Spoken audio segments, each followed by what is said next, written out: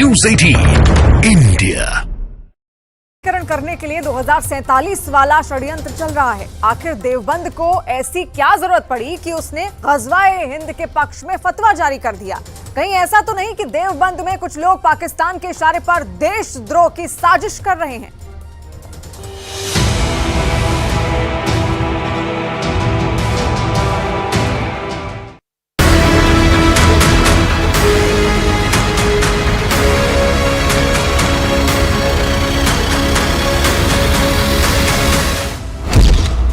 देवबंद की ग़ज़वा-ए हिंद साजिश।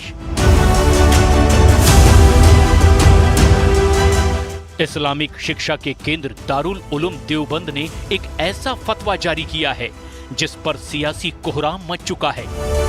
ग़ज़वा-ए हिंद के समर्थन में देवबंद ने फतवे के जरिए ऐसी तारीफ की है जिसे जरा भी बर्दाश्त नहीं किया जा सकता।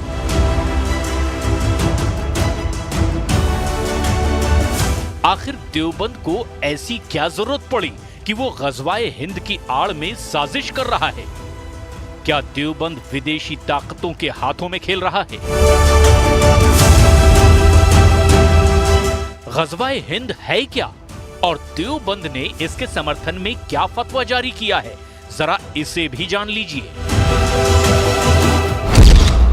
ग़ज़वा-ए हिंद भारतीय उपमहाद्वीप में इस्लामीकरण की जंग का समर्थन करता है। देवबंद ने अपने फतवे में भारत में ग़ज़वा-ए हिंद के मकसद का समर्थन किया है। देवबंद ने ग़ज़वा-ए हिंद को वैध ठहराया है। हजरत अबू हुरैरा की हदीस सुनाने का दावा करते हुए फतवा जारी किया गया है। ग़ज़वा-ए हिंद में लड़ने और दौलत कुर्बान करने की बात का देवबंद ने अपने फतवे में जमकर समर्थन किया है। देवबंद ने अपने फतवे में ग़ज़वा-ए हिंद के दौरान शहीद होने वालों को महान बलिदानी होने का भी दावा किया है। यहाँ तक कि ग़ज़वा-ए हिंद के दौरान जिंदा रहने वालों को गाजी होने का दावा देवबंद ने अपने फतवे के जरिए किया है। फतवे में किताब को प्रिंट करने वाली कंपनी का नाम भी दिया गया है। ग़ज़वा-ए हिंद पर देवबंद का फतवा। निश्चित तौर पर जो कोई भारत का तालिबानीकरण करना चाहेगा, भारत के पंथ निरपेक्ष जो व्यवस्था है उसका जो कोई भी इस्लामीकरण करना चाहेगा वह कानूनी कार्रवाई का पात्र होगा। फतवे का मतलब ये होता है कि एक आदमी एक सवाल लिखकर देता है, उसका जवाब मुफ्ती लोग कागज पर लिखकर दे देते हैं। ये जो आप बता रहे हैं, जिस फतवे का आज जिक्र हो रहा है, ये आज का फतवा नहीं है, ये तो 10 साल पुराना है। ग़ज़वा-ए हिंद का मतलब है कि भारत में इस्लाम के लिए लड़ा जाने वाला युद्ध। अब सवाल उठता है कि देवबंद ने ग़ज़वा-ए हिंद की तारीफ करने वाला फतवा जारी क्यों किया? क्या देवबंद भारत में किसी तरह की इस्लामिक जंग का समर्थन करता है? और क्या देवबंद देश विरोधी फतवे को जारी करके भारत विरोधी गतिविधियों में शामिल है? इन्हीं सब सवालों ने देश में सियासी गदर मचाया हुआ है। ग़ज़वा-ए हिंद पर फतवा, देश विरोधी एजेंडा। उत्तर प्रदेश के सहारनपुर में देश की सबसे बड़ी इस्लामिक संस्था दारुल उलूम देवबंद के सैकड़ों मदरसे देश में मौजूद हैं। अब सवाल उठता है कि देवबंद ग़ज़वा-ए हिंद पर ऐसे फतवे क्यों जारी कर रहा है जिससे देवबंद के मदरसों में पढ़ने वाले हजारों छात्रों के दिमाग में जहर घोला जा रहा है? क्यों मदरसों के छात्रों को ग़ज़वा-ए हिंद के जरिए भारत में गैर मुस्लिमों के खिलाफ जंग को जायज ठहराने की कोशिश की जा रही है? दारुल उलूम देवबंद ग़ज़वा-ए हिंद को मान्यता देने वाले फतवे पर घिर चुकी है। फतवे में ग़ज़वा-ए हिंद का महिमा मंडन किया गया है और इस्लामिक दृष्टिकोण से वैध ठहराया गया है। लेकिन अब एक्शन लेते हुए राष्ट्रीय बाल संरक्षण आयोग यानी कि NCPCR ने इस फतवे को देश विरोधी बताते हुए सहारनपुर DM और SSP से FIR दर्ज करने को कहा है।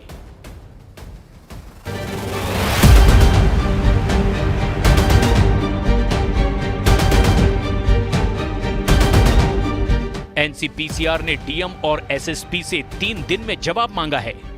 दारुल उलूम के फतवे को बाल संरक्षण आयोग ने देश विरोधी बताया। सहारनपुर जिला प्रशासन ने FIR करने की मांग की गई। आयोग के अध्यक्ष ने सहारनपुर DM SSP को पत्र लिखा। फतवे में ग़ज़वा-ए हिंद को महिमा मंडित करने का आरोप है।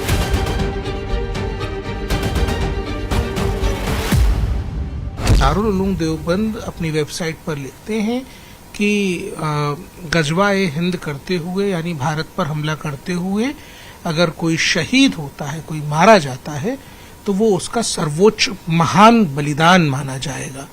इस तरीके का जहर बच्चों के दिमाग में भरना खतरनाक है और बच्चे भी भारत के हों या पाकिस्तान के हों या बांग्लादेश के हों, हमारे देश के खिलाफ उनके दिमाग में नफरत पैदा करना, हमारे देश को उन बच्चों के दिमाग में दुश्मन की तरह निरूपित करना राष्ट्रद्रोह है। राष्ट्रीय एनसीपीसी का एक आर्डर प्राप्त हुआ है जिसमें एफआईआर दर्ज करने के निर्देश दिए गए हैं। आदरणीय वरिष्ठ पुलिस अधीक्षक महोदय को इस पत्र को भेजा गया है। साथ ही जिसके क्रम में सीओ और एसडीएम देवबंद उसकी तस्दीक करके और उस पर कार्रवाई कर रहे हैं। गजवाए हिंद के समर्थन में फतवा जारी करके देवबंद ने बवाल खड़ा कर दिया है। इस्लामिक शिक्षा के केंद्र दारुल उलूम देवबंद ने अपने फतवे में यह साबित करने की कोशिश की है कि जो भारत में शहीद होगा वो बलिदानी कहलाएगा और जो बचे रहेंगे वो गाजी कहलाएंगे। अब आप ये भी जान लीजिए कि गज़वाए हिंद अपना मकसद देश और दुनिया में कहां पूरा करना चाहता है। जरा इससे जुड़े नक्शे को भी समझ लीजिए। गज़वाए हिंद के तार पूरे भारतीय उपमहाद्वीप में फैले हुए हैं, यानी भारतीय उपमहाद्वीप में गज़वाए हिंद का नेटवर्क इस तरह से फैला हुआ है कि इसकी आसानी से पहचान कर पाना भी काफी मुश्किल है। भारत के अलावा पाकिस्तान, बांग्लादेश, अफगानिस्तान और यमन समेत कई देशों में इसके तार हैं।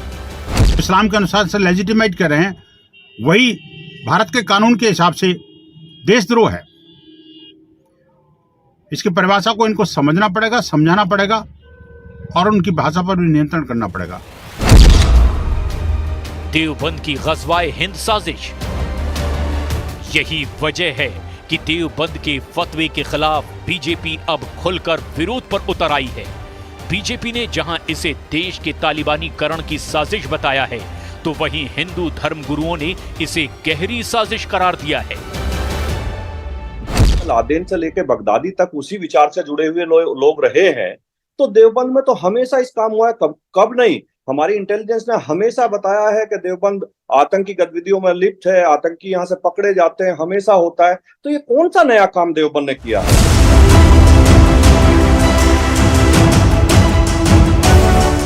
अब आप ये भी जान लीजिए कि गज़वाए हिंद आखिर है क्या। गज़वाए हिंद सैकड़ों साल पुराना शब्द है। गज़वाए हिंद का मतलब भारतीय उपमहाद्वीप में रहने वाले काफिरों को जीतने से है, यहां रहने वाले बाशिंदों के साथ युद्ध से है। गज़वाए हिंद में गज़वा का मतलब इस्लाम को फैलाने के लिए लड़ी जाने वाली जंग से है।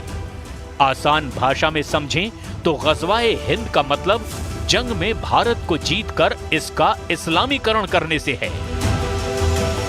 उसे गज़वा नहीं कहते, बल्कि ये एक तरह से तखरीबकारी है जो लोग कर रहे हैं। यानी मैं आज ये बात कहूंगा कि मदरसों के अंदर आज तेजी के साथ मदरसे मॉडर्नाइजेशन की तरफ जा रहे हैं। लोगों की जिम्मेदारियां महत्वपूर्ण होती हैं और जब वो लोग बड़े होने के बाद अपनी बड़ी जिम्मेदारी का बोध ना कर अब बहुत तरह के फतवे वेबसाइट पर जारी करने लगे, तो उसके परिणाम निसंदेह घातक तो होते ही हैं, दुखद भी होते हैं। बताइए कौन सा देश ऐसा है जिस देश में हम रह करके गज़वाए हिंद करते हैं?